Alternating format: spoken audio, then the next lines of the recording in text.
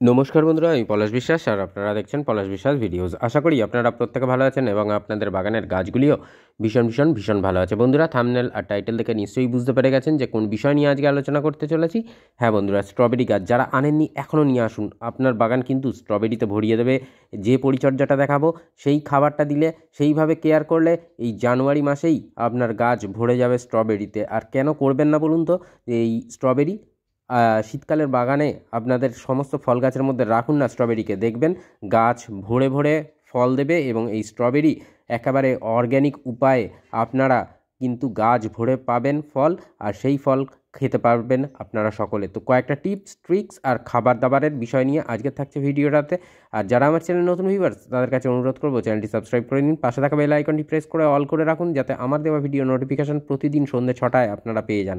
তো দেখুন, এই শাখার থেকে গাছ বেরিয়েছে অনেকটা কিন্তু যেরকম থানকুনি পাতা হয় সেই শাখার থেকে গাছ তৈরি হয়। এই স্ট্রবেরি গাছেরও এই নেচারটা এই রকম, কিন্তু এই গাছগুলোকে সম্পূর্ণরূপে আলাদা করে দিতে হবে আমাদের, না হলে এই শাখার থেকে আরও গাছ বেরোবে।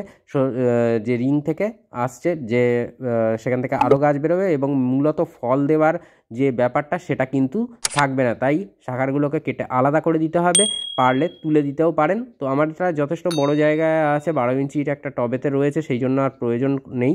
আর আগাছা সম্পূর্ণরূপে তুলে ফেলতে হবে। আর যে সমস্ত সাইড থেকে যখনই দেখবেন লম্বা লম্বা যে ডাঁটিগুলো বেরোচ্ছে, ঠিক এই রকম এরা কিন্তু গাছ নিয়ে আসে।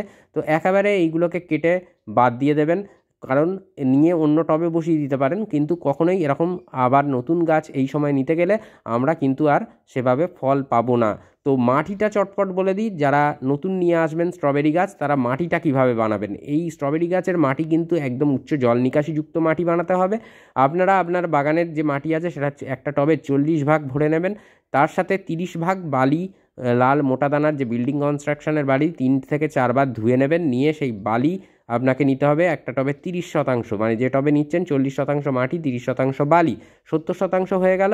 বাকি যে 30% ফাঁকা অংশ পড়ে থাকবে সেটা আপনারা যে কোনো কম্পোস্ট, সেটা গোবর সার হোক বা 1 বছরের পুরনো হতে হবে গোবর সার, আর না হলে ভার্মি কম্পোস্ট, এই নিয়ে আপনারা একটা টবের স্ট্রবেরি গাছের মাটি পূর্ণ করবেন।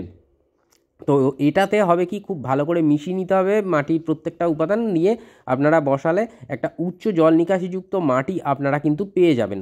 খাবার দেব, সেই কারণে টবের মাটি এইভাবে ধার ধরে খুঁড়ে নিচ্ছি, কারণ খাবারগুলো দিয়ে এখানে আমি কিন্তু খাবারগুলোকে মিক্সড করে দেবো এবং দিয়ে তারপরে জল দিয়ে দেবো। আর আরেকটা জিনিস মাথায় রাখবেন, স্ট্রবেরি গাছ যখন প্রতিস্থাপন করবেন যে গোড়া সেই দিকটা যেন উঁচু থাকে এবং টবের চারিধার যেন ধীরে ধীরে নিচু হয়ে যায়, মানে ওই যখন জল দেবেন যেন গোড়ার দিকে না জল গিয়ে এক ফোঁটা দাঁড়াতে পারে। তো কি কি খাবার নিয়েছি দেখে নিন। এখানে নিমখোল রয়েছে 1 টেবিল চামচ, আর এটা যেটা দেখছেন এটা জিআর দানা, এটা 1/2 টেবিল চামচ রয়েছে। শিংকুচি বা হর্ন মিল যেটাকে বলা হয় সেটা রয়েছে 1 টেবিল চামচ পরিমাণে।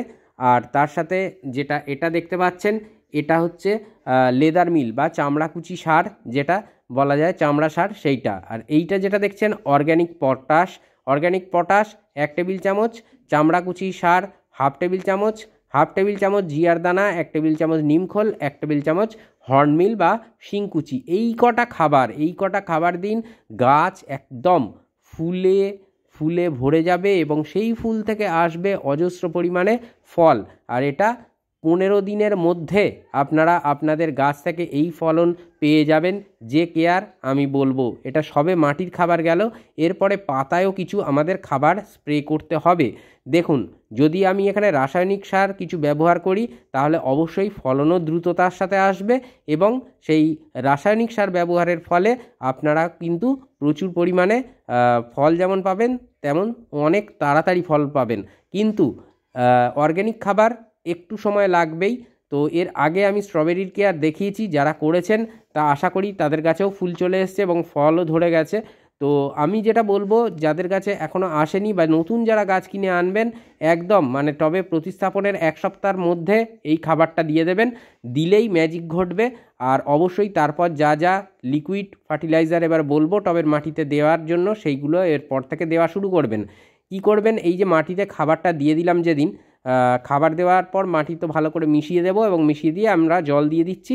তো জল দেওয়ার পরে যে কাজটা করতে হবে, ঠিক মাটিতে খাবার দেওয়ার 3 দিন পরে আমরা টবের মাটিতে মানে 3 দিন থেকে 4 দিন পচাতে হবে, যে জিনিসটা পচিয়ে আমাদের তৈরি করতে হবে সেটা হচ্ছে নেবেন 3টে পেঁয়াজের খোসা, 3টে আলুর খোসা মাঝারি সাইজের, আলুর খোসা 3টে এবং 2টো কাঁঠালি কলার খোসা।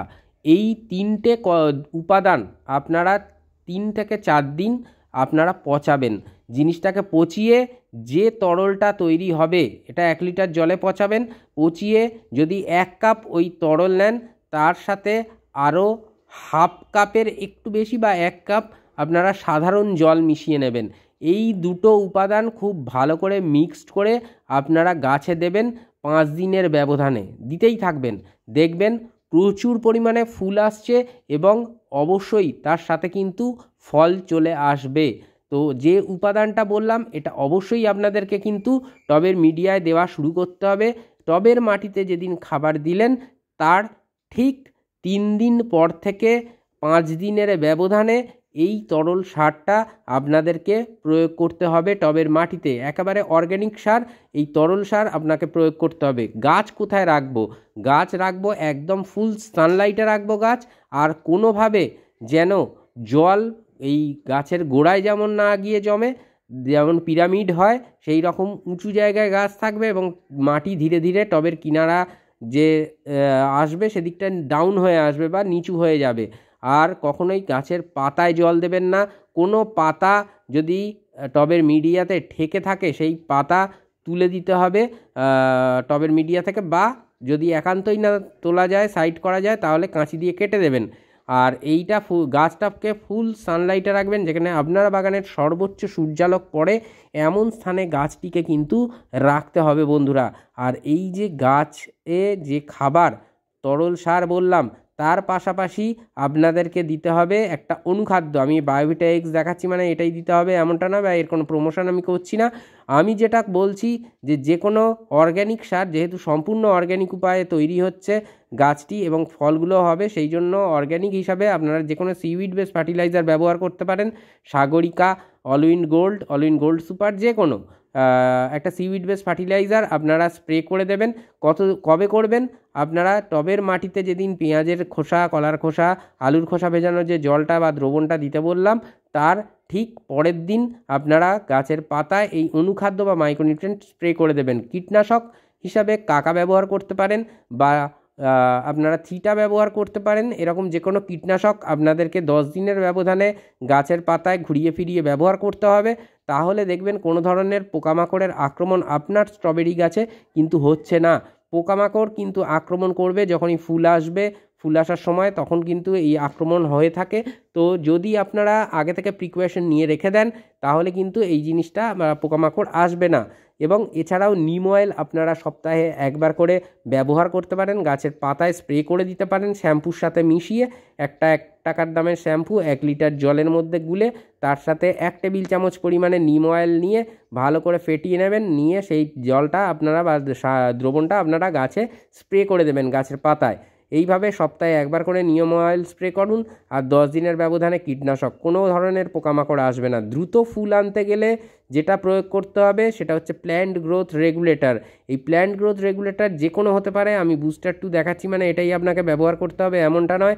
যে কোনো পিজিআর বাজারে প্রচুর পাওয়া যায়, বিভিন্ন কোম্পানির পাওয়া যায়, সেই যে কোনো পিজিআর আপনারা ব্যবহার করুন। দোকান থেকে কিনে হোক, অনলাইন থেকে কিনে হোক, নার্সারি থেকে কিনে হোক, যেখান থেকে কিনে হোক, এই একটা প্ল্যান্ট গ্রোথ রেগুলেটর যদি আপনারা দিতে পারেন গাছের পাতায়, তাহলে দেখবেন দ্রুততার সাথে ফুল চলে আসছে এবং তার সাথে সাথে ফলও পাচ্ছেন আপনারা। কারণ এই প্ল্যান্ট গ্রোথ রেগুলেটর যে কোনো অনুখাদ্য, যেটা সিউইড বেস ফার্টিলাইজার বললাম, এরা কিন্তু স্ত্রী ফুলের সংখ্যা বৃদ্ধি করে এবং প্রচুর পরিমাণে ফল গাছ বা সবজি গাছে ফলায়। তো আমি বলবো এইভাবে কেয়ার করুন, দেখবেন আপনার স্ট্রবেরি গাছ ভরে যাচ্ছে স্ট্রবেরিতে। আর নিজের বাগানে চাষ করে আপনারা টবেতে চাষ করে স্ট্রবেরি প্রচুর পরিমাণে ফলন পাবেন এবং অবশ্যই বাড়ির সকলে খেয়েও কিন্তু আনন্দ পাবেন। তো আশা করি বুঝতে পারলেন যে কি কি কেয়ার করতে হবে, কতদিনের ব্যবধানে করতে হবে। আর এরপরেও যদি কোনো ধরনের প্রশ্ন থাকে বাগান সংক্রান্ত, অবশ্যই কমেন্ট বক্সে প্রশ্ন করবেন। কীরকম ধরনের ভিডিও আপনারা পেতে চান, কি গাছের সমস্যা নিয়ে সমস্যা হচ্ছে অবশ্যই আমাকে জানাতে পারেন আপনারা, আমি সেইভাবে অবশ্যই ভিডিও আনার চেষ্টা করব, কিংবা আপনাদেরকে সেই যে বাগান সংক্রান্ত সমস্যা সেই সমস্যা থেকে অবশ্যই সমাধান করে দেব।